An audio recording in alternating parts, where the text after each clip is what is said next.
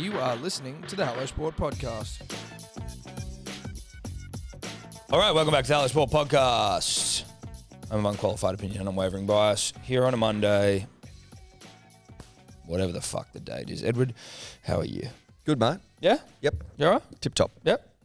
I bumped into a mate of ours who suggested you might have been playing hurt today. Nope. Huh? Who suggested that? Well, he suggested... He inferred based on the weekend's activities that maybe Monday wasn't going to be a great day for you. He wasn't necessarily saying Eddie's going to be struggling on Monday. He was just saying, I was with Eddie on this date at this place. Yep. And it made... Mate, I got out of there at 7. Went for dinner with Ella. So his information is poor. You got out of there at 7? 7. Quarter to 7, maybe. This is on Saturday? Saturday. Whew. I got some of the worst information. That's bad oil. You got awful oil. I don't even know if you'd call it oil. I'm not calling it oil. It's funny because as well, the time that he referred to was like 8:30. He's played one of the great shockers. Did you have a big day? It was a big day. Okay, well, but it wasn't not that big. It wasn't huge. Like one. But also, if you finish at 7, like how big can it be? No. It can't be that big. It's just impossible. Look, I'm not going to say it's a lie, but it's as close to a bold-faced lie as you could possibly You've been get. lied to. I've kind of been lied to. You've been lied to, and I don't know who's out there spewing lies on my behalf. Tom? I won't. On my behalf. I won't name him. Don't name him, shame him, but He look, knows who he is, though. He knows who he is. He knows who he is. There was also a photo of me that went up that maybe suggested I was on the rip and tear. Well, that photo's old, no, though. that photo's old. I could tell that photo's old because you were skinny in that photo. Right now, you're a big tub of fuck. But that photo, I did want to talk to you about that photo. So that was sent in by Nick Parsons. My eyes, Friend of the show. Friend of the show. My eyes lit up when I saw it, though, because, you know, I'm always getting fucking embarrassed on this show where it's like me can't fit into a fucking Storm jersey, me throwing hands on the beach with a goddamn It's a pads. great photo. I was like, I see that man out there, and I'm like, this is like me opening a suitcase of gold. I'm like, get that thing and hook it to my veins. You should have posted it. I was busy. Fair enough. I get it. Yeah. I get that. Oh, he was very pleased with himself, Oh, he very was? chuffed. And I was like, mate, look, that's what the punter and the dribbler fucking cry out for. Yeah. Great content. He got And tongues wagging. you've just if you given haven't it to him on a seen it, silver maybe platter. we will post it at some we point. will. It may deserve a post. Maybe it does. Maybe it does, Tom. But on the whole, I was pretty well behaved. Oh, that's good. Bit of a good boy, Yes. you know? I was a good boy. I had a good boy weekend as well. Good for you, mate. Yeah. You often have good boy weekends. Well, that's true, actually, isn't it? Oh, So- I didn't play up on the weekend. Oh, you mean your life now? Yeah. But, you know, it is what it is. I enjoyed myself. Friday night, we did the live stream. Live Thanks for those stream. for tuning in. That was a lot of fun. Very Great enjoyable. fun. Broncos suck. We'll get to that stuff later. Yeah, But we the will. live stream was great fun. We're getting good feedback on the live streams. Live streams are fun. They're a lot of fun. I'm They're a lot of enjoying fun. them. I like taking calls. Obviously, we're doing them for SEN. We're doing a couple for SEN at the moment. But taking calls from dribblers, Oh, I'll take a call. 1300 01 1170. I mean, it's not a stream right now. You can't get a hold of us. But Look, I don't want to shock anyone, but this isn't live. This if you is were to pre-recorded. call that number as you're hearing this, you will not get through to us. You'll probably get onto like the run home with Joel and Fletch, potentially. But you can call them, go, I'm looking for Tom and Eddie. Yeah, dude, that's actually pretty funny. That's pretty funny. Just go, hey, is Tom and Eddie there from Hello Sport? Just pound that line. Pound that line. Call all their shows and ask if we're there. Yeah. 1300 01 1170. Say it again, clearly. 1300 01 1170. That's SEN. Call and just check if we're there. Just check, because you never know. We might be there. Chances are we won't be, but who knows? Almost impossible that we would be, but you never, ever know in this Not game. impossible because we are there sometimes, specifically the last 2 Fridays. Yeah, no, there wasn't too much to report from my weekend. We went for a little family day on Sunday. Cute. Was that yesterday? Mm-hmm. Family day. I had a family day yesterday as well. Yeah? Yep. Who, you, Els and Tonk, or your family? No, like, so her sister's going away to New York. Didn't on she just get exchange. back from overseas? She went to Europe, but they were, you know, first 2 years out of uni, they got fucking written off for that completely. group, you know what I mean? It's a weird thing to think about those people who had finish high school, and then go into uni and like your last year of high school completely fucked, and then for a couple of years out of school, you've just She got high school at least, but then the first couple of years out of high school are like purpose built for ripping and tearing. Fucking oath they are. So she went to Europe, and now she just got back, and then she's going to America. She's going with a friend, so we went over to a friend's parents' place for like a bit of a family sort of that's nice. farewell, which was nice. Grace. Shout out to you, Grace. Amazing Grace. Amazing Grace. So that was nice. It was sweet. You know what I mean? Mm-hmm. Had some chicken. When's she had some going? salad. Couple of weeks. 10 days. Was it American themed? There were American flags there. Yeah. Oh, okay, that's nice. There were American flags there. I'm not going to say that the meal was American themed. I don't think America has ownership of chicken. Fucking oath they don't. And I'm not prepared to give it to them. No. There was a donut. I don't know where donuts sit on the American scale. Are fat. But we had Lamingtons as well and Pavlova. They're Australian. Lamington's undefeated. Can we confirm Lamington's an Australian creation, or are they Also, Kiwi? is Pavlova a Kiwi thing? I Because think if it it's is, Kiwi. I'm sort of like... Well, we still claim that. We take it back like Rusty and Farlap. We're Well, Kiwi, okay, yeah, so it does say here the Lamington was actually invented in New Zealand and originally named a Wellington, but that's according to research published by the University of Auckland. Ah, So okay. they've got an agenda. What is it exactly that we can fucking claim. claim? They seem to knock off a lot of our shit. What exactly can we claim? Are we talking foods or generally? Foods, bruh. But I've also got a like when does like, you know, like Mel Gibson's Australian, but is he Australian or is he American? In the sense that like at what point do you lose claim to something? Like is Russell Crowe Australian now? What about Rupert Murdoch? No, but he's actually Australian. an American citizen. You And say not you say Australian. no to Rupert Murdoch? No, because He was reared here, dude. But he relinquished his Australian citizenship to become an American citizen only. But you know what we're talking about. Like, is he But I Australian? think if you're someone like Rupert Murdoch or Mel Gibson, you don't. I think we'll Mel kick you out. though, Mel's got like an American accent. Rupert still is old grizzly Australian cunt. Well, but Rupert was here for like a long time. All his family still, or like I mean, they used to. Like, when did he start moving overseas and shit? He would have been like well into his 30s or 40s, wouldn't he? Or was he doing that shit real young? I mean, I feel like he probably would have been kind of back and forth. I Murdoch, still see Murdoch as Australian. 1974, he moved to New York City to expand in the US market. At what age? He's old as fuck. He was born in 31, so that would have been 43. He would have been. He's Australian. I'm sorry. Australian. You can't 43 years here and then... And then He gave up his Australian citizenship in 1984. Sure. You He's not an just Australian don't. You just citizen. don't want to have it. I don't want to have it. Exactly, You're but right. that's you're not the South case. African in you, Dave. So I mean, you know, like we could also kick you out of the country. I don't think I don't you want could. to. I was born here. Huh? I was born here. So was Rupert. Yeah, but he gave up his citizenship. I didn't. So he's not citizen. Not a citizen. You can be an American citizen. You're not American. Great point. Thank you. Great point. Great point. Now, how did we get there though? Well, what we wanted was what dishes are uniquely Australian? Well, but like, does Russell give a fuck about New Zealand though? Right? You know what I mean? Like, I think an invention of a meal, unfortunately, it's an invention. Like, you can't say, oh, well, the Lamington's now Australian, but maybe you can say Russell now Australian. Well, Russell's definitely now Australian. Otherwise, he wouldn't own the South Sydney Rabbitohs. Wear the fucking hat everywhere he goes. He doesn't give a shit about New Zealand. Otherwise, he would have bought one of their teams. Yep. He doesn't care. No. Farlap doesn't care either. No, Farlap, an Australian horse. Farlap was like, get me out of here. Yep. Get me to that wide brown land. Get me across the ditch. Get me running. Where's Farlap's heart? If it's in Australia, that's where Home is where the heart is.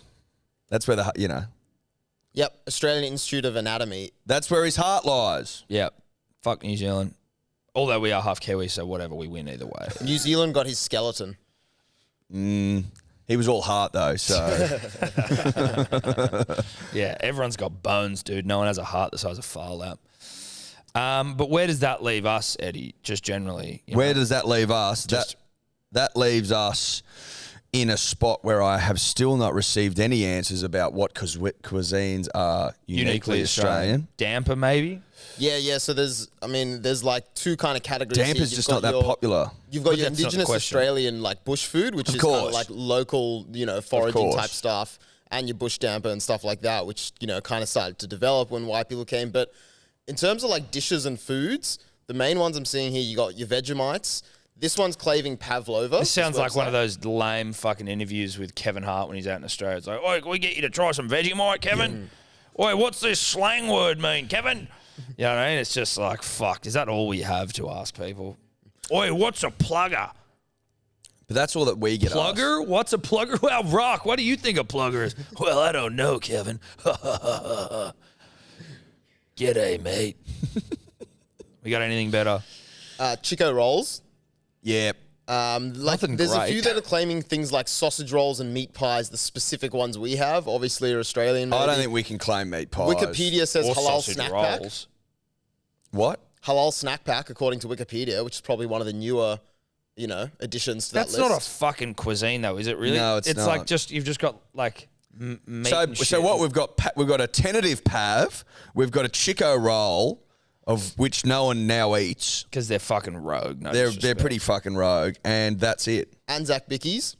Well, Australian New Zealand Army Corps, so they get a Fairy piece bread. of that as well. Fairy Fairy bread. Now we're talking. Fairy bread's alright. My cousin used to be addicted to fairy bread. Shout out to Hamish. He was Yeah, you've told me this He before. was addicted. It was all he'd eat when we go to Christmas. We were like, bro, you need to fucking eat something else.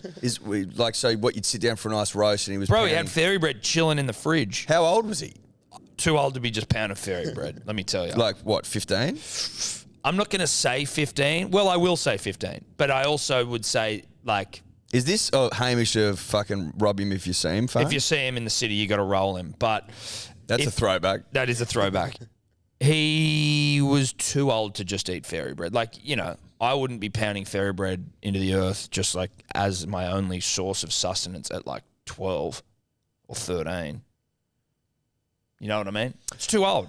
It's way too old, and I think that Hamish, if he's listening, is nodding along in shame. Well, I don't- because he knows. Shamish. Shamish. Well, to be honest, I think he probably still gets into his fairy bread work. I don't think that's something you can abandon. It's like me and No. my yo-go mixers, dude. If they're with you at that age, they're with you for life. They're with you it's for as life. simple as that. It's Like, as simple as that. I think a fairy bread at this stage of your life is probably like I've had dinner, I should go to bed. Yep. I'm about to go to bed, but wait a minute, Wait a minute. there's a jar of sprinkles in the fridge. Oh, there's sprinkles over there. And guess what? I've got a big old tub of Marge ready to go. Yeah. I feel like fairy bread was more of a margarine and sprinkles thing as opposed to butter. I don't know because it would just depend on what you purchased. And I don't think my family was margarine. My mum was a bit more like health. Well, no, you weren't. You had carob, which is disappointing. Yep. But so your weekend was wholesome, mate? Wholesome we took Evie and Zoe on the ferry. Not fairy bread, but the ferry. Did you have fairy on the ferry? No, we didn't. We Fairy just bread on the shot ferry. off to Watson's Bay. Cute. Played on the beach. Evie just is so confident, but also like I think something obviously about that age. Like just when you're a kid and you don't give a fuck. Just like kids just walk up to them. It's like, hi, what's your name? To these two young girls. And they're like, oh, hi, where, whatever. It's like, oh, cool. And they're like, we're going to go on the rocks. Do you want to come? And I'm just like, these are just people just talking to each other. I'd never to go up to anyone and fucking talk to them. Like Not that. anymore. No, obviously not anymore. But even, I mean, I probably do when I'm younger, but like, oh, okay, that's cool. And Evie just bounces and then like runs over, like she's got her family, these two girls' family is sitting on the beach and they're all like having a picnic and shit. And Evie just goes up to the family and goes, can I sit with you? And they're like, yeah, sure. Evie just sits down with the family and starts like, oh, what are you drinking? And they're like, strawberry milk. She's like, can I have some? And we're like, Evie, what the fuck? And then Evie's just sitting there with this other family, just like eating their chips and having strawberry milk and shit and then playing with them. I was like, this is wild. I respect the confidence. Good for her. I'm fucking too scared. Well, to talk to anyone. guess what? She got fucking strawberry milk out of it. No, it was a Did smart you have move. strawberry milk going? Did I go and have some of their strawberry did milk? you have any to offer her? No, that's the first time she ever had Well, strawberry there you milk. She go. was like, ooh. So she's playing eyes up. This is nice. She's like, fuck yeah, there's strawberry milk over there. Yeah. Get me some of it. Get me some of Was that. it oak? I didn't know. I was too far away. Steph went over there. I was I've like, actually, funnily enough, got a popper of strawberry oak milk sitting in my fridge. I didn't know that they put that shit in poppers. Why have you got that?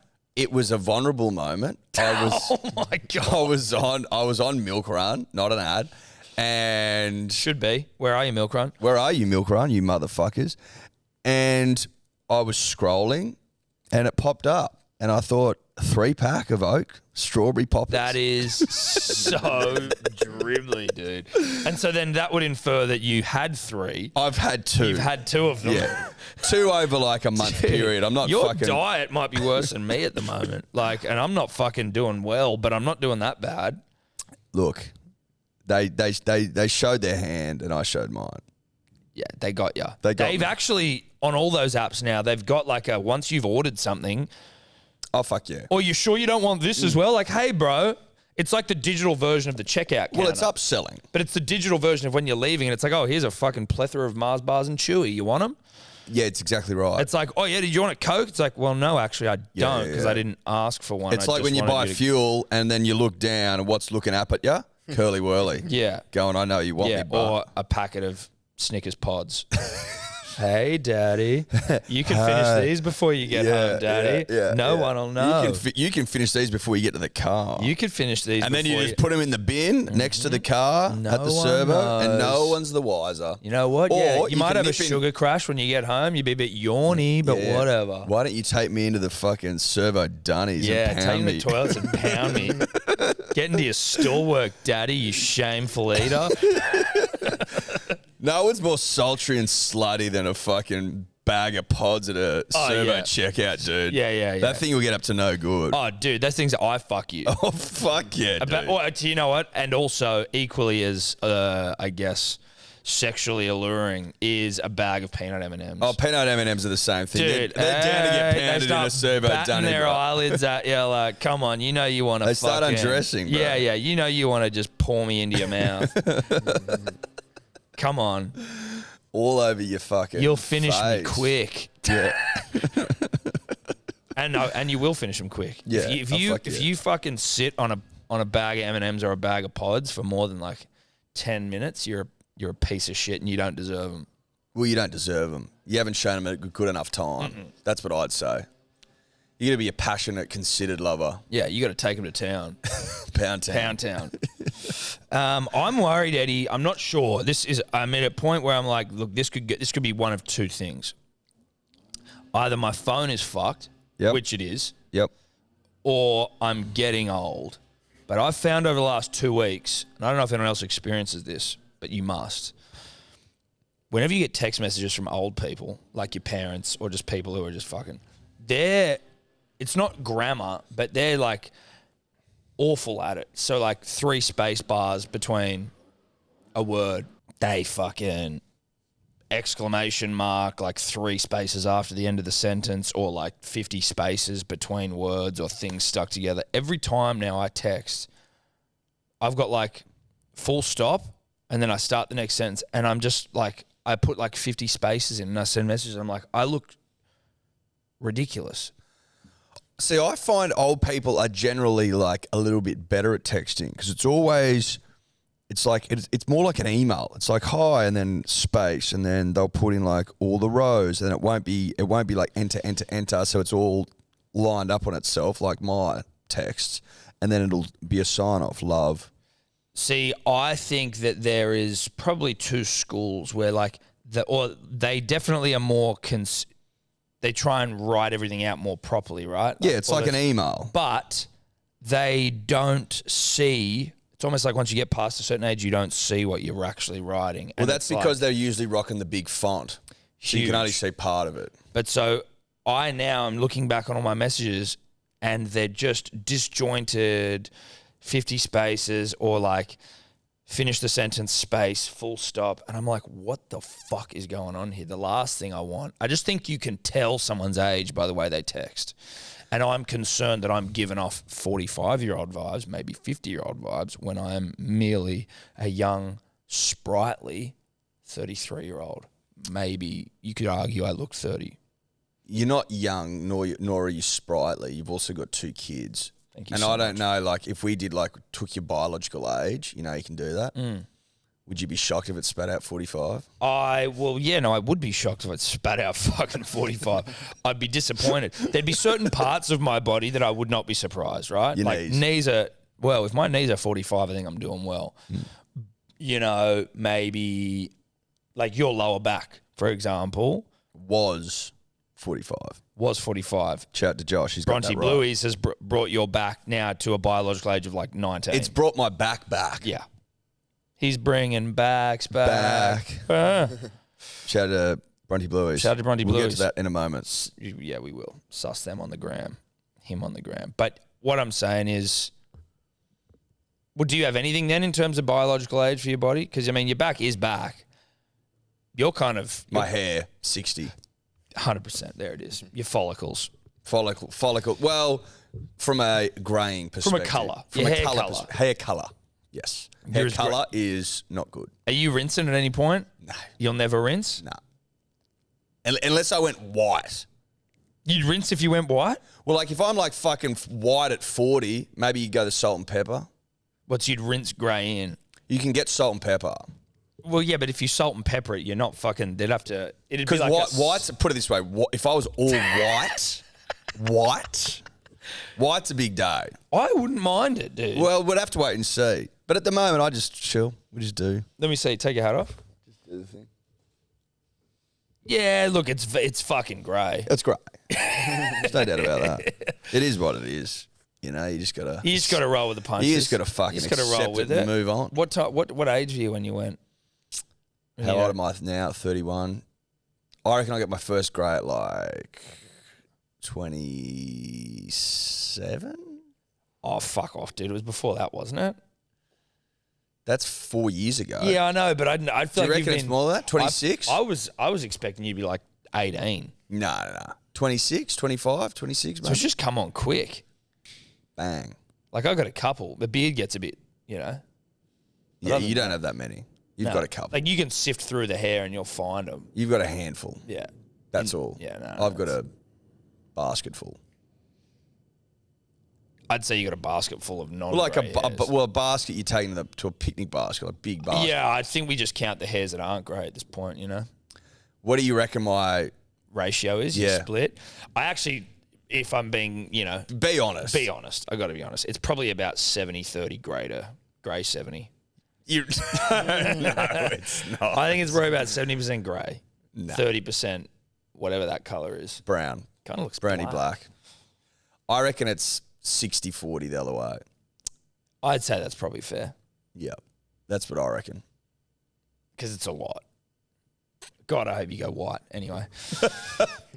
Punish Dribbles, the podcast this week brought to you by our good friends at Pilot, the online men's health one-stop shop portal for men's health needs, for all your men's health needs. The one that I've been hearing about is your metabolic reset program, and that's all to do with losing weight. Shedding the kilos. Shedding the kgs. Now, there's a bunch of things that you can do with Pilot, and I think for those of you that have been listening to us for the millions of years that we've been, you know, in bed with our good friends at Pilot, you know all the things they can do for you from a men's health perspective. But the one we're talking about right now is about losing weight and shedding kilos. If you feel like you want to lose some weight and you're struggling to get it going and you want some help, Pilot, the place to go. Let them kickstart your weight loss journey. Let them kickstart that bitch. Start off on the right foot. Give yourself every opportunity to succeed, to be a winner. To do it right. If that's what you want to do. If you're in the weight loss business, do it with Pilot, baby. Pilot.com.au/hello sport. Promo code Dribblers. Yes, we have given you the first doctor's consult for free because we're nice guys. That's what we do. We look after our own. We look after the punter and the dribbler. Now, if you are carrying a few extra kilos, that's where you'd start because you're going to be successful. Take the first step with Pilot. Punters and dribblers, if you want to join the Marathon Run Club, today's sort of like the last day before we'll start hitting people up for sizes so we can send you out the Hello Sport Run shirt. Yep. Adorned in the sponsors, adorned in the Hello Sport logo, adorned. Because we need to get these fuckers made and then sent out to you so you can wash it, get it ready. Maybe you don't want to run in something super, super fresh. So last day today. Yep, last day today. If you're not in by today, you don't get we'll give you a bit of time. We'll give them till tomorrow till tomorrow. because the podcast comes out today. Till tomorrow. Till Tuesday. Tomorrow. And how do they join the Run Club, Eddie? We'll put a link in this show notes. And in our Instagram bio, and you can go to the link tree and then find how to join the Run Club. Yep. not to be missed, not to be trifled with, not to be missed. Now, you can also, if you are going to run with us, there's like 3 different types of fucking runs you can do, I think, isn't there? There's the marathon, the half, and a 10. Yep. Whatever the fuck you want to do. If you want to come, You don't have to do. You don't have to do the marathon. You can do others. As long as you want to run. But you got to be willing to run. You got to be willing to run. You got to be wanting to run. You got to want to run. You got to want, and you got to need. Yeah. Because after the run, we'll probably get on it. We definitely will be getting on it. I can promise you that right now. I'll be getting fucking all the way on it. Yeah. Maybe we should book somewhere. We probably should. We definitely should. Yeah. Let's do that. We definitely will. We will. But we should. We will. And it's probably going to be in Paddington. It's going to be, it's going to be on our turf. Yeah. Because, we're basically neighbours now. Yeah. And we'll be sore. Yeah. So it's going to be on our turf. But know that if you want to settle in for a couple, join the run club. Join the run club. That's right. Also, if you want to donate, it's all in the link. At our. Good cause, mental health, Beyond Blue. Do it if you can. Spare a couple of quid. Let's move on. So, Eddie, when we talk rugby league on the show, do it for our good friends at KO, whom we love and adore and would go down on if they asked at a moment's notice. At a moment's notice, I'd drop everything to get down. On KO. So, thank you, Dave. Let's get those results up. Damn, didn't the Tigers have a rough weekend? Jeez. What was that score? 72-6.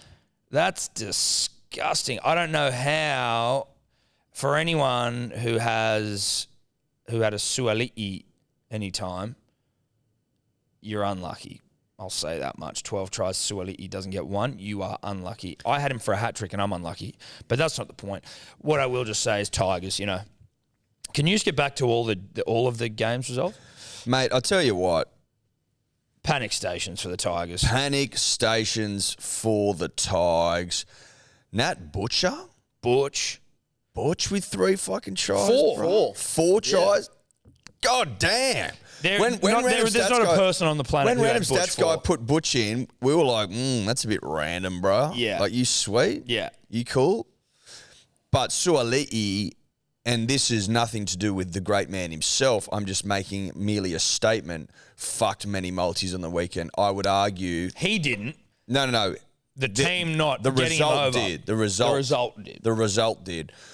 I don't think there was a multi that didn't have him in there. There wouldn't have been one on planet Earth. And there was also no bet on Earth that had Butch for fucking 3 or more, 4 or more. Absolutely not. And if you did, then you're a genius. But I don't believe because it didn't happen. No. Broncos, season over, season done. Broncos, Kemp Curse. That was the stream on Friday, the Kemp Curse. Kemp Curse was fun. Shout out to Kempy who did come in. He was feeling a little bit under the weather. Yes. So we appreciate him digging deep for the punter and, of course, for the dribbler. However. Yes, thank you. However, if you don't believe that the Kemp Curse is alive and well, you do not know your rugby league football. Mm-hmm. They're a sniff of falling out of the 8.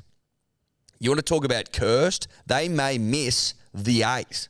What did I say, dude? I said the curse is real. The moment he refused, when he wore that T-shirt on the Dirty Merger pod, it was all over. It was unnecessary shot at us, and then he refused to take his shirt off and eat muesli bars. That was when the curse just continued. That was when he locked the curse in. That's when he put the seal of approval on the curse and goes, again, I accept it. If you were an individual who had Xavier Coates anytime, you are also unlucky because... HIA removed from the points, field. Did I get field. this game? Yeah, I did. Am I, Was I Coates away? Doesn't matter, but it's just what it is. The Storm's record against the Broncos is fucking terrific. Like, it is absolutely absurd. The Broncos have no idea how to play the Storm. The Broncos, though, you saw this, though. Like, the Broncos, and obviously they're missing, like, Paddy Carrigan, but, like, Paddy Carrigan does not maketh the fucking... If they miss the 8, difference. If they miss the 8, 50-point difference. 48. Well, Paddy Carrigan's a leader of men. We know that, but I don't think that he can't band-aid that wound, bruh. I think it's one where it's like they've had a great season compared to their last or their previous ones. They should just be happy to be there where they are as long as they don't fall out of the 8. If they miss the 8, Then it's still are not there a failure. alarm bells? It's still not a failure of the season because they were so shit the last 2 years. Are there alarm bells for Kevy if they miss the 8? No. I don't think so. At least I don't think so. Who the fuck knows? I mean, who knows though? They're never far away with Kevy. I feel like it depends how they miss the 8s. Because they've got Eels next week, which is a pretty big game for both of those teams because they could both miss the 8s. But it all depends on Raiders winning. But if the Broncos were to go down to the Dragons in the last round and choke and miss out on the 8 there, I'd be pretty pissed off. So Broncos are currently in 8th. I think What's the lay of the land? Can you go to the ladder, They are. please? It says it next to their name. Oh, yeah, here we go. Wow. So hang on. They're only... What's their for and against? It's hard to 21. read this fucking thing. 21. Raiders minus 24. 25. Basically, anyone from 5 to 8 can still fall out of the 8 as long as Raiders win their next 2 matches and get And they've good got points. easy games. Actually, I thought they were going to the lose. Eels are pretty safe. I thought the Raiders were going to lose to the Knights. But Eels well, fucking, I think the Knights did. Eels are playing Broncos and Storm. They'd have to lose by a fuckload. Well, Storm just did it to the Broncos. Yeah, No. I see the Eels beating the Broncos. No, mate. If the Broncos lose to the Eels and the Raiders win, then that points differential starts to get pretty close. Yeah. I'm not loving that the Dragons are ahead of Manly, but who cares? Whatever. Didn't see the game on the weekend. Doesn't matter. Go back to the match. Roosters into 6th. Roosters can't make top 4, can they? Top 4's locked. Yeah, I'm pretty sure, like, maybe mathematically... Just go back quickly to the ladder. Mathematically, I think they could if they win their next 2 games and we lose our next 2. Oh, no, but we play them.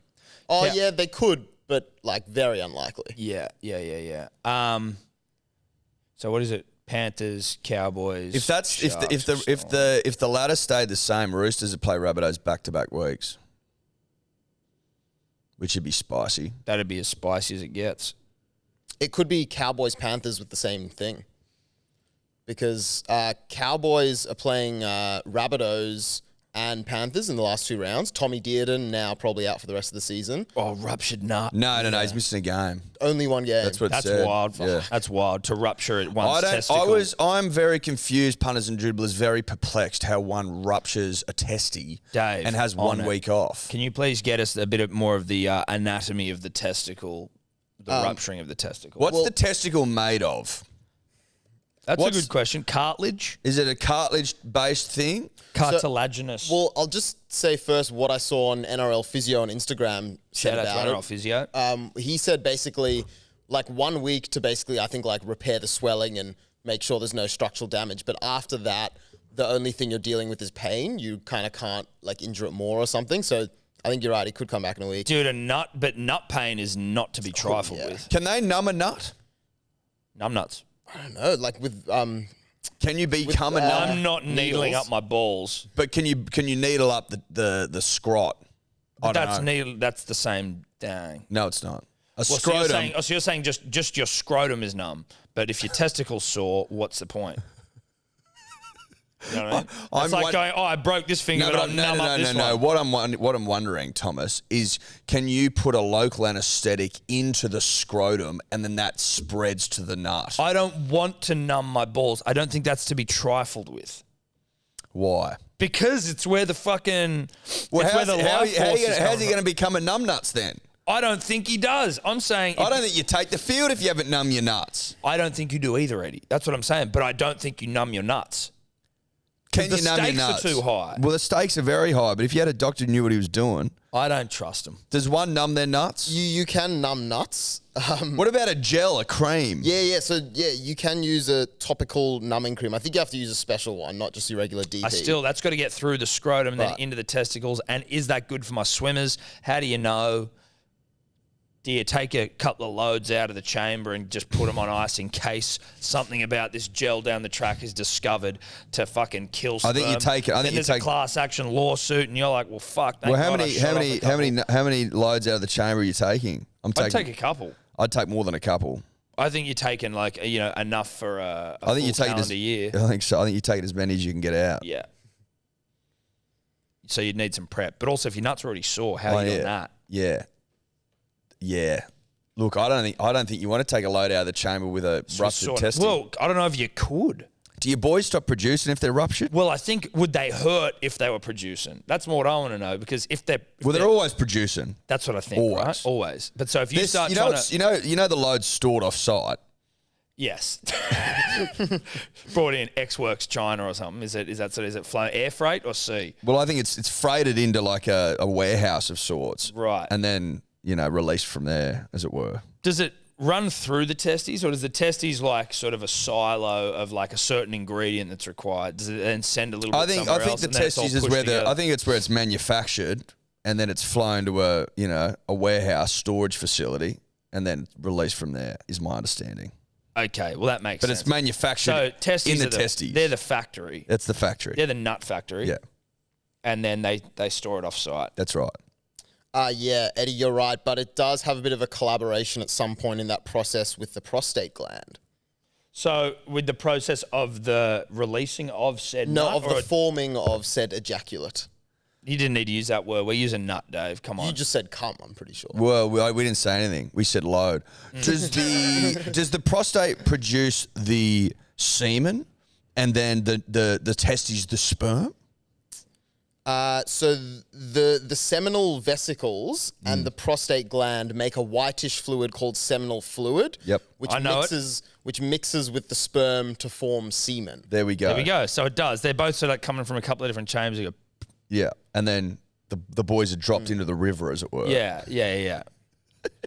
And release. So yeah, okay, good. So what does this mean for Tommy Dearden? What I'm saying, and also I just looked this up before. It takes 50 kilograms of force to rupture a testicle.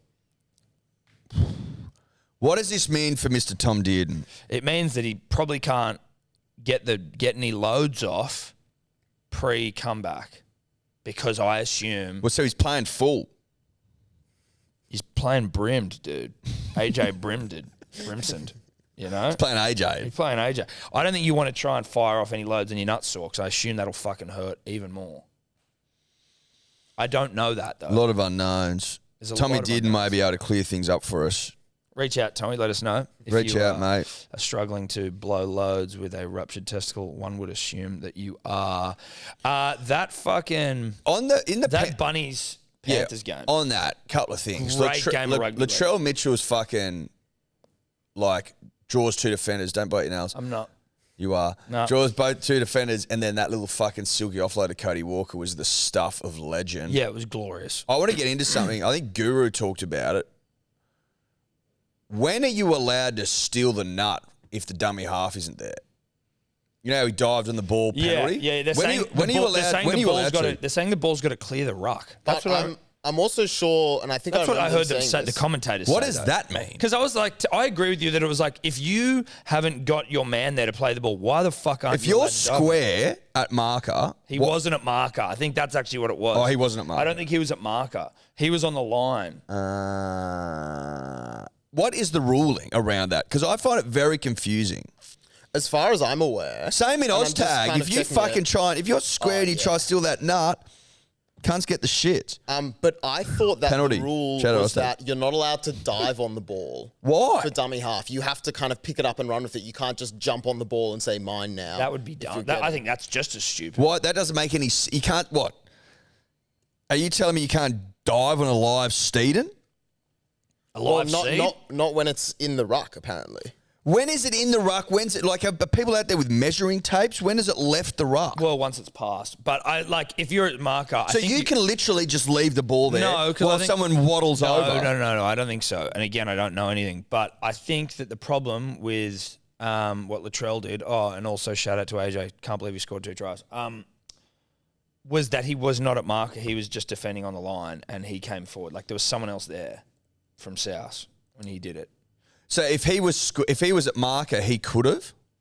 I think. Is that what you're having me believe? I will allow you to believe it. I'm not saying either way, but I think that's what it is. What I'll say is this though: hell of a game. For Penrith to be able to win that without the players they had, or with the players, you know what I'm saying, was fucking impressive. Also, South's had some chances.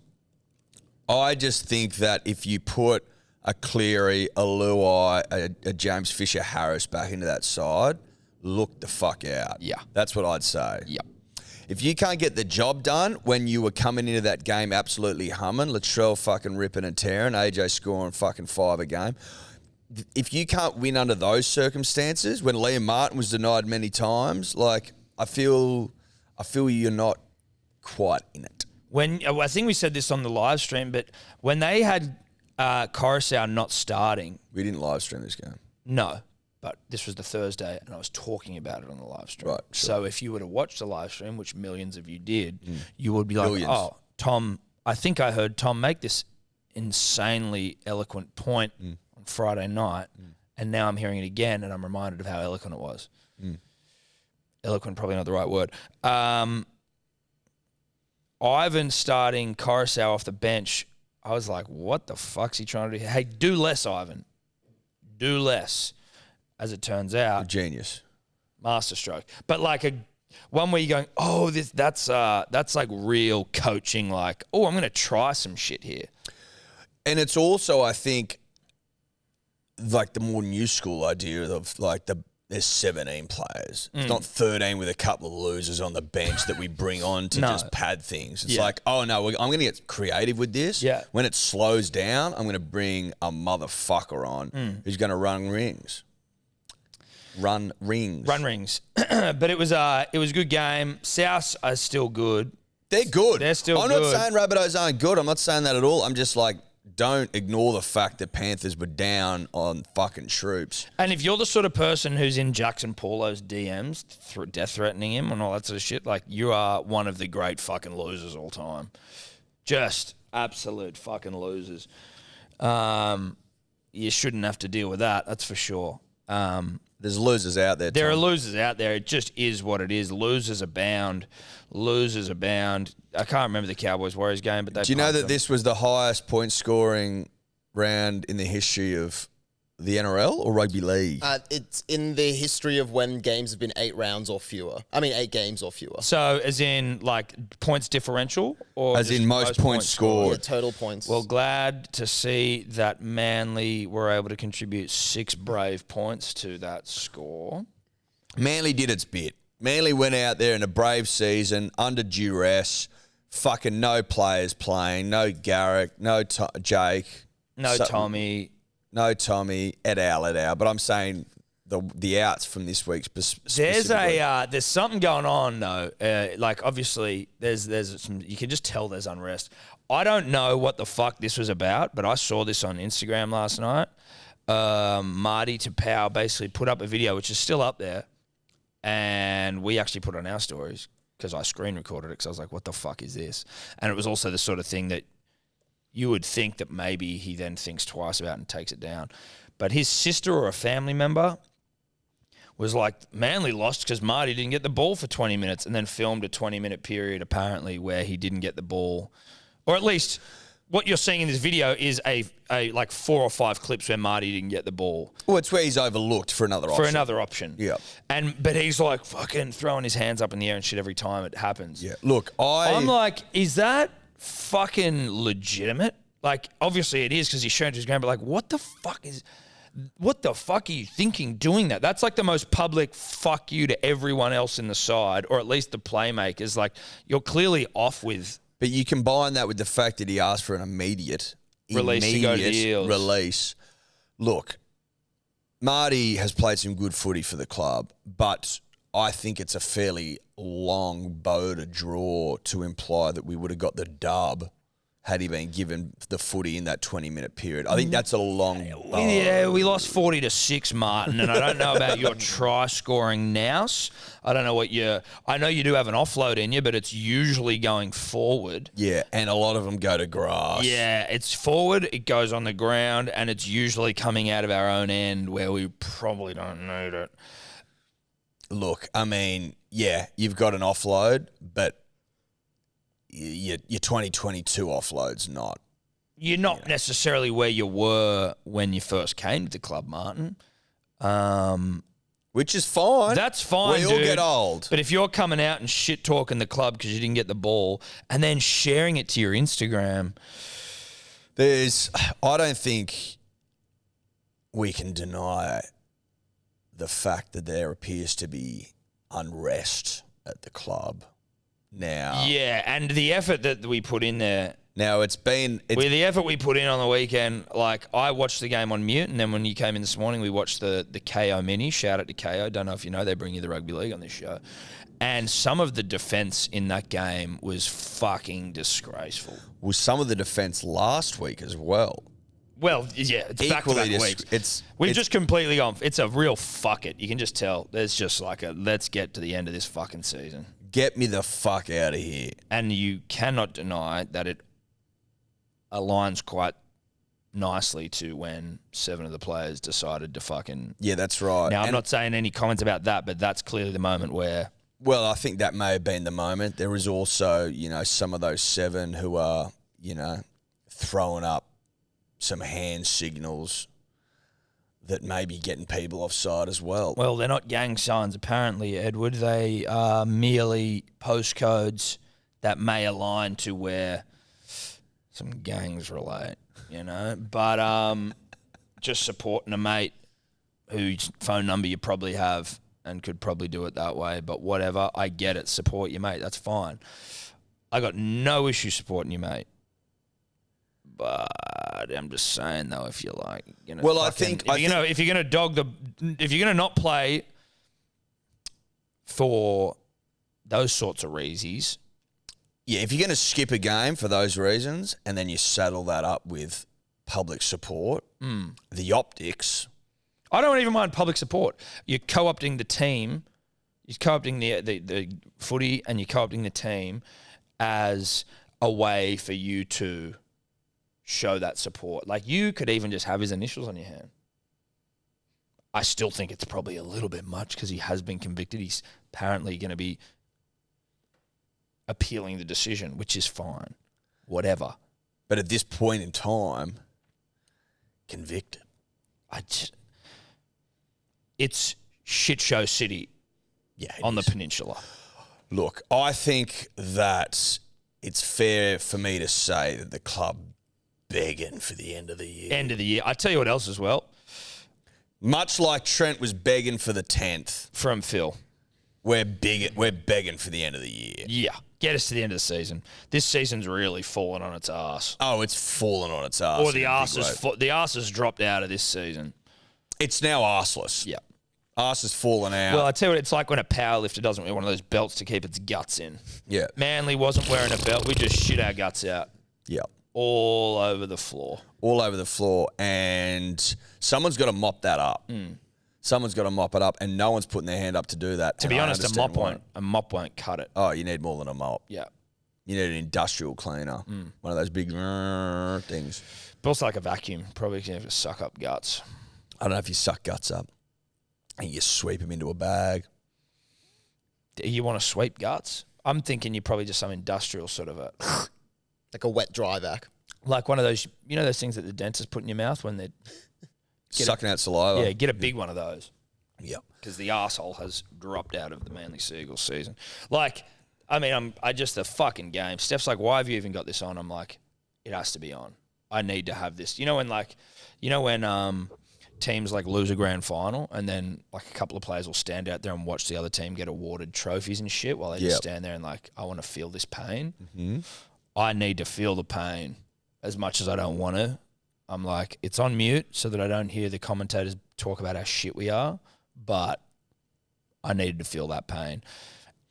Not the night that favourite son Kieran Foran was probably looking for. He deserved better. He deserved a lot better than that. If any cunt's talking about Des Hasler as well going, like, that would be the dumbest fucking decision. And replaced with whom? Who the fuck? Were we not in a prelim last year? And listen, man, if there is fucking get rid of Des rhetoric, it's the most ridiculous. And it's fucking club owners and all those dumb fucks, no disrespect, trying to pass the buck. That is, if there's Des rhetoric, I'm calling them dumb fucks. If the Des rhetoric is all just like media beat up, then who gives a shit? But like if Des goes, mate, I think that a lot of the time it's the media going, what can we write about now? Oh, Des, in a coach of a club, a team whose ass has fallen out. Let's write something. I will say this, though, as well, and I really only just thought about it. If there are certain players who aren't playing very well right now for Manly, right, it has been a bit of, like, it has been a tumultuous time. Like, if you look at the 7, right, who are also the ones who are putting up fucking gang signs and photos with Manasseh and all that sort of shit. They were, the Pride round thing was thrust upon them, and they were put in a really an unfair situation, however you feel about that fucking Pride round. So much scrutiny, all this shit going on. Then to have one of your best mates sent to prison, found guilty, fucking people turning on you, club falling apart, fucking, like, you could understand a little bit as well if I'm trying to put on my empathetic hat. You can sort of understand how maybe it's gotten away from you in the season and it's like, fuck, like you've lost it a bit. We've lost 4 in a row now as well. Or is it 5? Who's counting, bro? 5. Yeah, 5 in a row. You know you're alive when you're losing 5. You feel it. You feel it in your bones. Look, when you've lost 5 on the trot, you can feel it deep within your soul. Deep within your soul. 11th down. Cool. We can beat the Raiders. We can, well, can we? That's a good point. I feel like that would be a nice, like, you're still doing something that matters in the comp, even though you're not in finals contention, you're ruining someone else's dream. Yeah. There's got to be a bit of joy out of that. Who do we beat after the Raiders? Who do we beat? Raiders, Dogs? Yeah, so if we win both our games, Raiders drop out. Like, we go ahead of Raiders. No, I think we're out. We're out officially. No, we're out of the finals. Oh, but for our... Just for general respect, right? We can get ahead of Raiders and Dragons. No, you can't get ahead of Raiders. Nah. You can get ahead of Dragons. If we win... we can't get ahead of Raiders. Well, I'll take getting ahead of the Dragons. Yep. Top 10 finish. Top 10, Look, it's one of those seasons, punters and dribblers, that they come along every now and then. There's ebbs and flows, peaks and troughs in rugby league football. You need to be aware of that. Got to consider this, the bravest season in the history of the comp. Got to consider this, not missing the best player arguably of all time. Like, it's been a curly one for many reasons. And to finish 11th, I think we can be awfully proud of. Yeah. I don't know why Manly are 501 to win the season. It's just ridiculous, right? It should be $1 million. And well, no. There shouldn't be a prize. Well, there shouldn't be a prize because we can't make it. No. We literally can't make the 8. There's 2 games to go, and we're 4 wins behind, so I'm confused. I'm very confused by that. You know what that is? That's a cheap money grab. Neds wouldn't do that. Neds wouldn't do that. Neds wouldn't do that. It's cheap and nasty, and I'm not here for it. Now, also, the Raiders to win the comp paying 200 to 1. There's just no way in the world. There's no way. It'd be tough to be a Knights fan, bro. They were up 22-6. Yeah, I thought Raiders are done here. That's the season. 22-6. That is... Fucking Sebo keeps getting bets, dude. Yeah, I know. Sebo hit an $18. Fuck me. He fucking lit it up again on the weekend. He'll get another fucking 40 units or some shit. No, don't, just save it, but don't tell me that. Like, I don't need that, dude. This has been hard enough as it is, Are there any other rugby league stories, Dave? Has Ponga's... They won't tell us what the test is. You won't know. But what about his sanction? He hasn't been given anything because he denies it. Has. Well, I think... Oh, this is just like a sweep under the rug. Dude, I think he's not going to get anything. Well, so when I was reading them talking about the testing, basically because the NRL has that 3 strikes policy with drug testing. Yeah. So the first strike, I think it's just known within the club and maybe the NRL. The second strike, they would release the results of the test publicly. No, but the club aren't even punishing him. That's what I'm saying. Yeah. So it's just are they going to take his captaincy? There was talk about that. Well, I don't know if they're going to do anything. But they're just saying that the club literally, based on what he's saying, and I think the inability to prove otherwise, he's not going to get any. See, punishment. I'm a fan of that because there is an element of deny till you die. Yeah. And if you just go, I didn't do it, mate, then what can you do? Yeah. What can you literally do? There's not much you can do.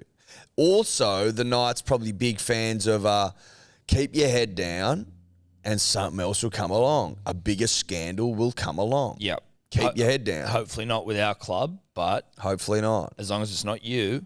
Well, actually, no, if it's with the club, then it'll be back to Ponga chat because it'll be club culture.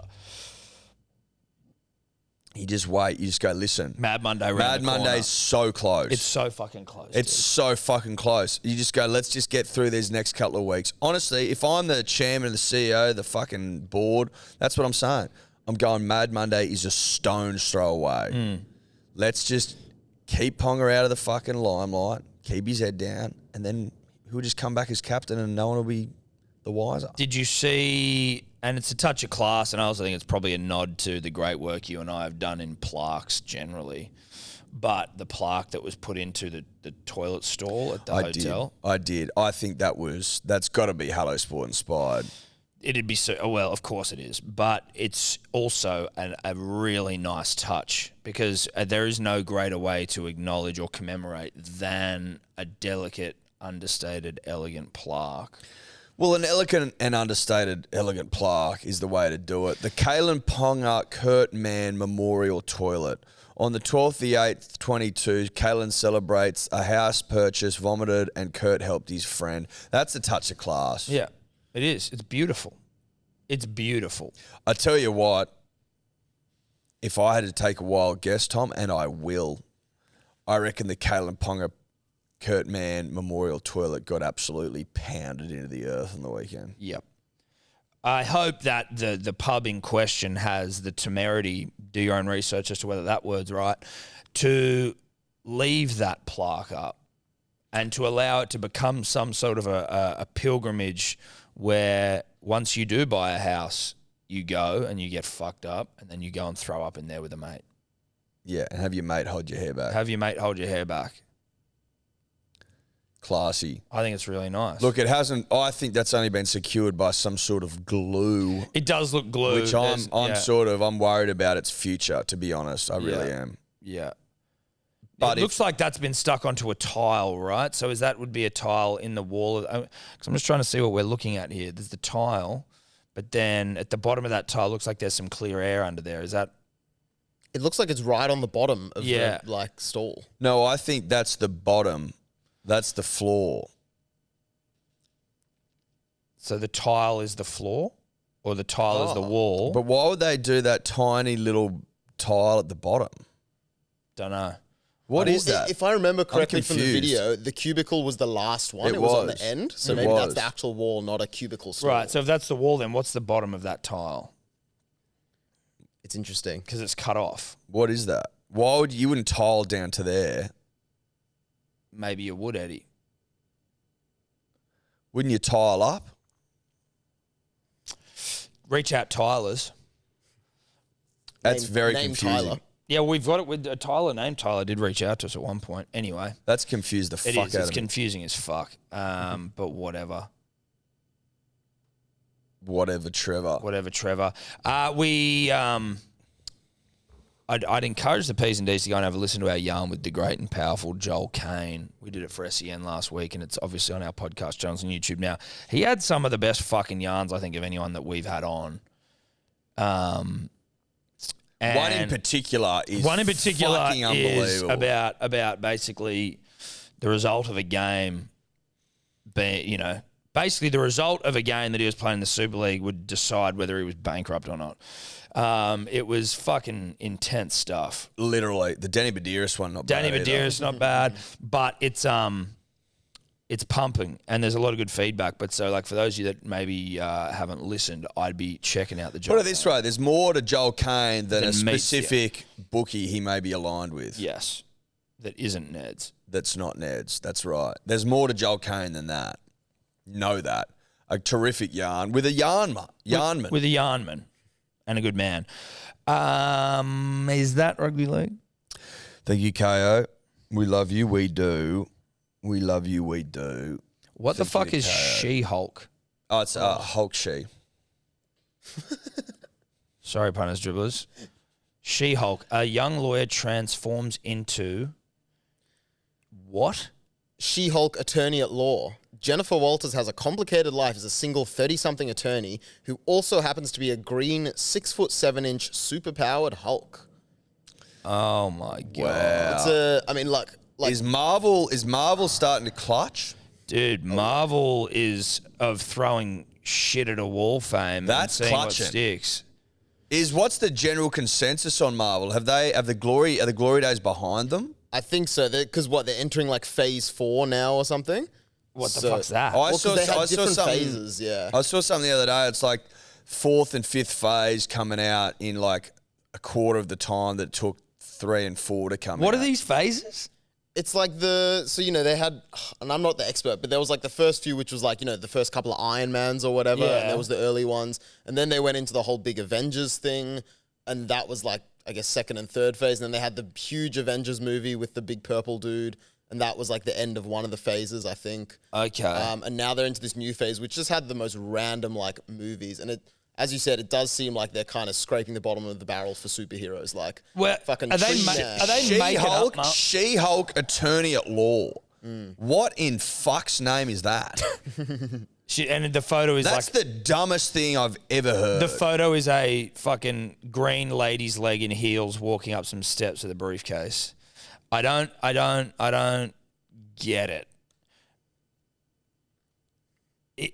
Was there a how much of the Marvel shit is like, are they just making up new superheroes, or is the Marvel universe so big there are all these superheroes that have been created through comic books and now they're just giving them all their own movies?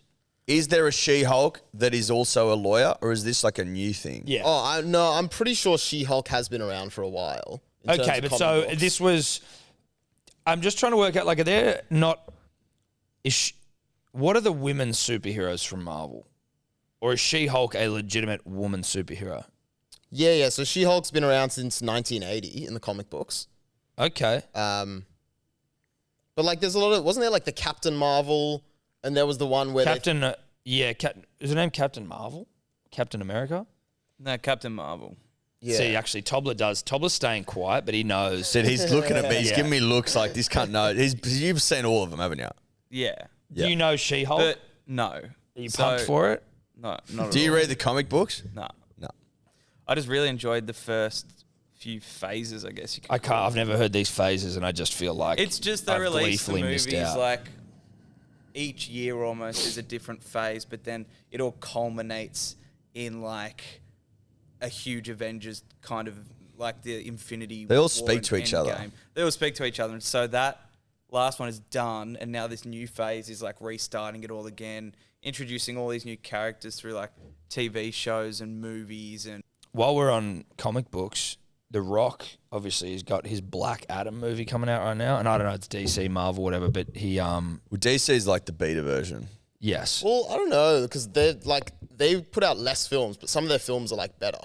Some. Some. Batman's and shit are. Yeah, like Joker. Well, they do- Joker was good. Dude, the Joker is kind of like not even a superhero movie. That movie is fucking incredible. That's just Well, an incredible like story about someone with mental health. Yeah, problems. there's no superhero-y stuff in that. But there's a sequel coming out for that. yeah, I don't think he's in it though. No, I think he is. Oh, no, there's some weird casting. I remember seeing Yeah, he's in it, dude. He's in it. Are you sure? Because Lady Gaga's in it as well. Yeah, that's that's who what it it is. Yeah, was, Lady yeah. Gaga's acting opposite him. Is he definitely in it? Yeah. Okay. Bro, you can't do a Joker 2 without him. Yeah, he is. Because it's Apparently like it's his... a bit of musical set in like Arkham Asylum, I think. A Yeah, I heard musical. that as well, that it was a Jesus. musical. That'd be Yeah, edge. yeah. That already sounds edge as fuck. That sounds Maybe a frightening. few musical numbers. I'm not 100%. Who's sure. doing it? Todd Same guy. Phillips Phillips, again. Todd same Phillips. dude. Of Hangover fame. Yeah, Todd Phillips is also, I'm pretty sure, I don't know this, Google it, but you remember Old School?